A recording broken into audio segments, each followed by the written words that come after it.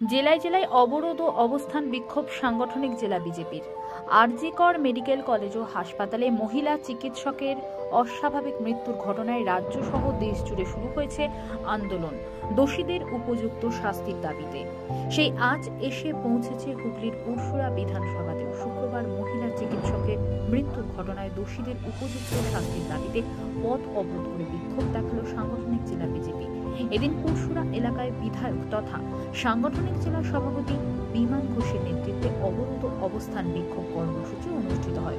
অবরোধ প্রসঙ্গে কি জানাচ্ছেন সাংগঠনিক জেলার সভাপতি, তার মুখ থেকেই বিস্তারিত শুনুন। কার্যকর্তা হিসাবে, সমাজের একজন মানুষ হিসাবে আজকের এই কর্মসূচি, আগামী দিনে আন্দোলন থামবে না, এই আন্দোলন চলতে থাকবে, আরো বাড়বে। কোথাও কি মনে হচ্ছে যে এটা করানো হয়েছে? দেখুন, মনে আমাদের অনেক কিছুই হচ্ছে। আমরা চাইবো হাইকোর্টের যে নির্দেশে সিবিআই তদন্ত এসেছে, সিবিআই ডিপার্টমেন্টের অফিসাররা এই তদন্ত করে অরিজিনাল কালপিটকে তাড়াতাড়ি বের করুন। আর বিক্ষোভ কি এখন সমাপ্ত? আপাতত বিক্ষোভ এখানে সমাপ্ত, কিন্তু বিক্ষোভ সমাপ্ত হয়েছে, কিন্তু আন্দোলন সমাপ্ত হয়নি। এই আন্দোলন আবার চলবে। আর কোথায় কোথায় হবে এই বিক্ষোভ? আমাদের আরামবাগ সাংগঠনিক জেলায় যেটা হচ্ছে, গোঘাটে 4 জায়গায় হচ্ছে, হাজিপুর মোড়, আমাদের পচাখালী, ডাঙ্গাই এবং বালি। চন্দ্রকোনাতে 4 জায়গায় হচ্ছে, চন্দ্রকোনা টাউন, ক্ষীরপাই, চারা, রামজীবনপুর এবং মাগরুল।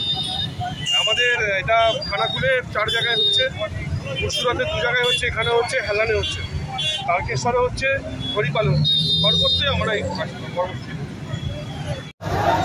এই সমাজের দ্বিতীয় ভগবান ডাক্তারকে ধর্ষিত হয়ে খুন হতে হচ্ছে কেন? স্বাস্থ্যমন্ত্রী মহোদয় জবাব চাই। এই আমাদের চোখের যিনি ভগবান, তাকে ধর্ষণ করে খুন করা হলো কেন? পুলিশ প্রশাসন জবাব চাই।